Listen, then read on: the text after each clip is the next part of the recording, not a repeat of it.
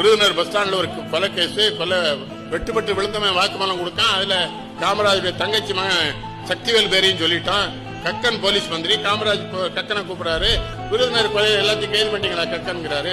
பண்ணிட்டோங்கிறாங்க. சக்திவேலங்கிறாரு. கக்கன் சொல்றாரு நம்ம தங்கச்சிவோ, நீ ஏன் தங்கச்சி மகனை கொலை பண்ணலாங்கிறீங்களோ கக்கன். அப்ப நம்ம எம்எல்ஏ எல்லாத்தையும் ஆளுக்கு ரெண்டு பேரை கொலை பண்ண வாழ்க்கை கொடுப்போமா? கக்கன் இப்படி நிக்கிறாரு. விடுங்க நான் மத்தியானமே கைது பண்ண சொல்லிட்டா அந்த மதுரை ஜெயில இருக்கான்னு தங்கச்சி மகனை கைது பண்ணி. ஏப்பா நீங்க பள்ளிக்கூடத்துக்கு போறது இல்லையா? படிக்கிறதுக்கு போனா இதுக்கு வகுத்துக்கு யாரு கஞ்சி ஊத்துறது? ஏப்பா சாப்பிடல? சாப்பிட எதுவும் இல்ல. ஏழை பிள்ளைங்க பசி வேற என்ன செய்வாங்க? கல் உடைக்க மாடு மேய்க்கன்னு போயிடுறாங்க. கவர்மெண்டால எவ்வளவு காலம் முடியுமோ அவ்வளவு காலம் பிள்ளைங்களுக்கு சோறு போட்டு படிக்க வைக்கணும்.